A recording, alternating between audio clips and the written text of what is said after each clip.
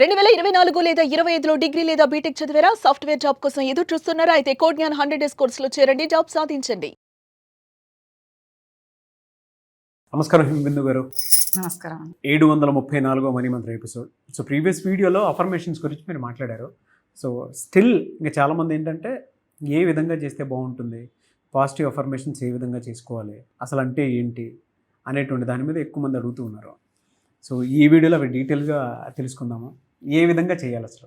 Affirmations అనేది చాలామందికి తెలుసుకున్నారు. మన మనీ మంత్ర కుటుంబ సభ్యులు, స్టూడెంట్స్ కూడా చాలామందికి తెలుసుకున్నారు. అయినా చాలామందికి ఇంకా అక్కడక్కడ అసలు అఫర్మేషన్ అంటే ఏంటి, ఎలా చెప్పాలి, ఏంటి అనే దాని మీద ఇంకా కొద్దిగా డౌట్స్గానే ఉన్నాయి. దాని మీద కాల్స్ వస్తున్నాయి, అడుగుతున్నారు. అసలు అఫర్మేషన్ అంటే మనకు కావాల్సిన ఏదైనా ఒక వస్తువు కానీ, ఒక జాబ్ కానీ, ఇంకేదైనా మనం కోరుకున్న దాన్ని కొన్ని పాజిటివ్ పదాలని సెలెక్ట్ చేసుకొని ఒక వాక్యంగా తయారు చేసి చెప్పడమే, పదే పదే దాన్ని మననం చేయడమే అఫర్మేషన్ అంటే.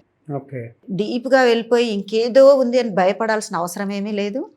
ఈజీగా మీకు కావాల్సిన దాన్ని ఏదైతే ఉందో దాన్ని ఒక వరుస క్రమంలో పాజిటివ్ పదాలతో చేర్చుకొని దాన్ని ఒక వాక్యం తయారు చేసుకొని మళ్ళీ మళ్ళీ చెప్పడం. ఉదాహరణకి, నేను 5 లక్షల రూపాయలు పొంది ఉన్నాను, నాకు పలానా జాబ్ వచ్చింది, నేను ఇలాంటి అందమైన ఇల్లును కొనుక్కొని ఉన్నాను, నాకు ఇంత మంచి కారును కొనుక్కున్నాను. ఓకే, ఏది మీకు ఏదైనా కూడా అలా రాసి పెట్టుకోవడం, అలా రాసి చదవడం అఫర్మేషన్ అన్నప్పుడు. అది ఏమవుతుందంటే డే మొత్తంలో ఎంత చెప్పుకున్నప్పటికీ దానికి అంత సరి అయిన ఫలితం ఉండకపోవచ్చు. నాకు అనిపించింది అది. ఎందుకంటే ఎంతసేపు మన డే మొత్తంలో మనం చెప్పుకుంటున్నా మన మైండ్ అనేది ఆలోచిస్తూనే ఉంటుంది. మన సబ్ కాన్షియస్ రూల్స్ ప్రకారం మనం పొంది ఉన్నాము అని చెప్పడం మన సబ్ కాన్షియస్కి అలవాటై ఉన్నది. అది చెప్పడం కరెక్ట్ కూడా. కానీ మన కాన్షియస్ మైండ్ అంటుంది, ఎక్కడ ఉంది, మీరు నా దగ్గర 5 లక్షల రూపాయలు ఉన్నాయంటే ఎక్కడున్నాయి, లేవు కదా అంటుంది. కానీ చెప్పాల్సింది ఇదే, ఉంది అని చెప్పినప్పుడే మనకు రావడం జరుగుతుంది. దీనివల్ల ఏమవుతుంది అంటే ఈ కాన్షియస్కి సబ్ కాన్షియస్కి ఘర్షణ మొదలవుతుంది. ఈ ఘర్షణ డే మొత్తంలో ఉంటుంది. మళ్ళీ వీటితో పాటు మన దినచర్య జరుగుతూ ఉంటుంది. ఇది తెలియకుండానే మనకు గడిచిపోతుంది. కానీ సరిగ్గా మనకు కావాల్సింది పొందాలి అని అనుకున్నప్పుడు కనుక మంచి టెక్నిక్ ఏంటంటే, నిద్రపోతున్నప్పుడు మనం ఎప్పుడైతే నిద్రపోతున్నామని నిద్రకు ఉపక్రమించే ముందు దిండు పైన తలవాల్చిన దగ్గర నుండి నిద్రపోతాను అనుకున్నప్పుడు మీకు కావాల్సిన దాన్ని నెమ్మదిగా ఒక జోల పాటలాగా చెప్తూనే ఉండాలి. నేను 5 లక్షల రూపాయలు పొంది ఉన్నాను, నాకు ఇంత మంచి జాబు వచ్చింది, అందుకు విశ్వానికి కృతజ్ఞతలు చెప్పడం మాత్రం మరవద్దే, ఖచ్చితంగా కృతజ్ఞతలు చెప్పాలి. ఇది పొంది ఉన్నాను అని కృతజ్ఞతలు చెప్తూ ఉండాలి.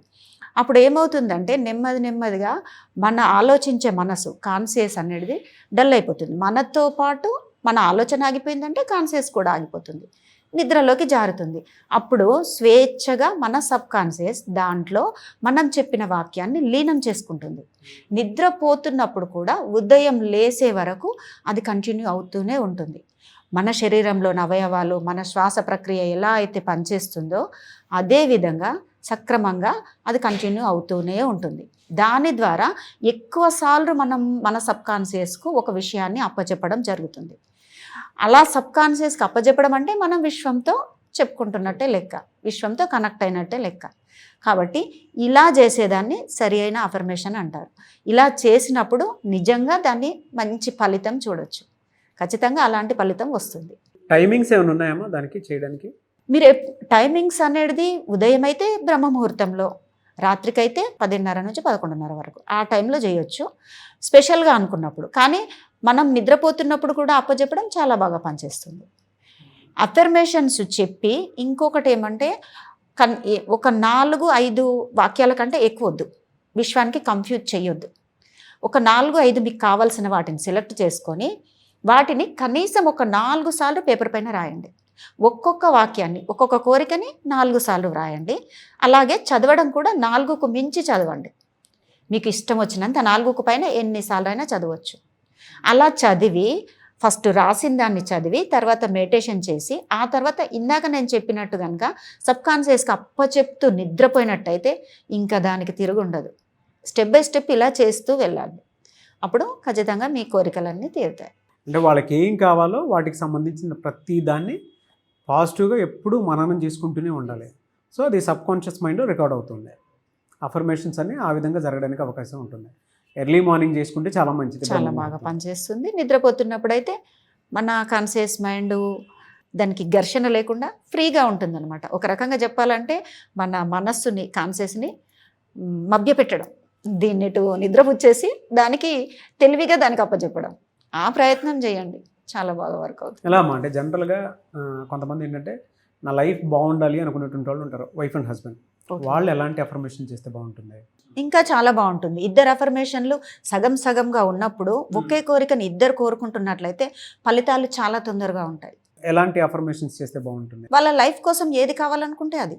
మన ఇద్దరు కలిసి కూర్చొని వాళ్ళ పిల్లల భవిష్యత్తు గురించి అవ్వచ్చు, వాళ్ళ ఇంటి కళ అవ్వచ్చు, వాళ్ళు కొంత డబ్బు సంపాదించుకోవడం అవ్వచ్చు, ఇంకా ఇంకెక్కడికైనా వెళ్ళడం కావచ్చు, ఏదైనా ఏ దాని గురించి అయినా ఒక విధంగా చెప్పాలనంటే వాళ్ళ ఇంట్లో ఒక పెళ్ళికి ఎదిగిన అమ్మాయి ఉంది, ఆ అమ్మాయి గురించి డిస్కస్ చేస్తున్నారనుకోండి, సంబంధాలు చూస్తున్నాం, దాని గురించి కూడా మేము చాలా ఈజీగా సంతోషంగా హ్యాపీగా పెళ్ళి చేయగలిగాం. ఇద్దరి కళ ఒకటైనప్పుడు ఇంకా బాగుంటుంది. ఇద్దరు ఒకటే ఊహిస్తారు కాబట్టి. అయితే దాన్ని ఇక్కడ చేసే చిన్న ఇది ఏమంటే మా దగ్గర ఆ పెళ్ళికి సంబంధించినంత సరిపడంత డబ్బుతో ఘనంగా పెళ్లి చేయాలని ఏ తల్లిదండ్రులకైనా ఉంటుంది. చాలా ఘనంగా చేయాలి, గొప్పింటికి ఇవ్వాలి కూతుర్ని, అలాంటి కోరికలు ఏ తల్లిదండ్రులైనా కోరుకుంటారు. కానీ ఘనంగా చేయడంతో పాటు మన మధ్యతరగతి వాళ్ళకి ఇలా అంటున్నాను మరోలా అనుకో, అయ్యో కాబట్టి అప్పు తెచ్చైనా సరే పెళ్ళి బాగా ఘనంగా జరిపించేద్దాం, అప్పు తెచ్చైనా సరే మనం అనుకున్న ఇల్లును కొనేద్దాం. ఈ మాటను దయచేసి వాడకండి. మీరు ఏదైతే చెప్తున్నారో అదే నిజమవుతుంది. విశ్వం వింటుంది, చేతులు కట్టుకొని మరి మన పక్కనే ఉంటుంది, మనం ఏది చెప్తే అది చేస్తుంది. అప్పు చేసైనా సరే ఘనంగా పెళ్లి జరిపిద్దాం అనే మాట వద్దు. ఘనంగా జరిపిస్తామని చెప్పండి చాలు, విశ్వం చూసుకుంటుంది.